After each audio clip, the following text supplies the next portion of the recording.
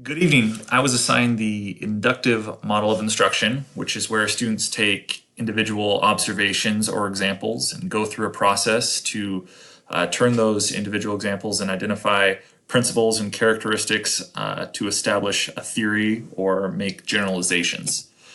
So some background and historical development of this particular model. It all began with Francis Bacon in the 15th and 16th century. He was the forefather of this model, and he formed it sort of in contrast of Aristotle's deductive model, where Aristotle would start with the theory or generalization, and then he would collect examples and observations, whereas Francis Bacon thought that it was more productive to start with observations and examples, and then through those observations form the theories or generalizations. The person to modernize the model was Hilda Taba in the 1960s, where with her book Curriculum Development Theory and Practice, where she argued that students learn best through this model where they're provided with data, and through that they organize the data and examples and then formulate their own generalizations.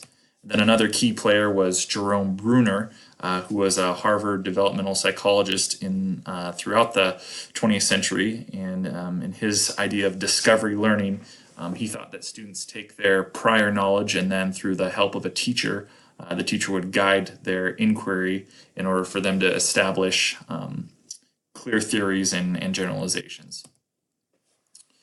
So a more detailed description of the model: students generate their theories and generalizations by first examining individual examples and non-examples.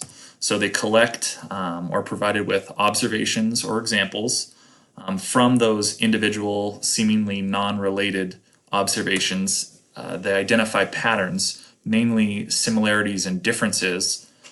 From that step, they go and they create their hypotheses, and then finally, with the help of a teacher, they establish the theory or learn about the theory.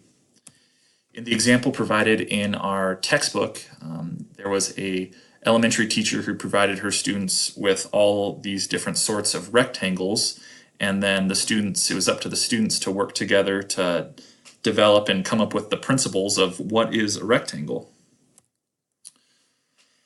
So the setting for the inductive model, it was originally used in scientific inquiry with Francis Bacon, but it really can be applied across all content areas, meaning it works best, though, for teaching concepts that have clearly discernible characteristics so that students can identify those similarities and differences between the individual observations or examples.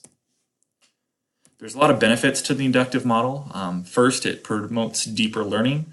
It fosters and scaffolds inductive and critical thinking skills. It supports numerous thinking styles. It also provides students the opportunity to apply their learning, engages learners in identifying patterns and differences, as well as allows students to demonstrate their own learning.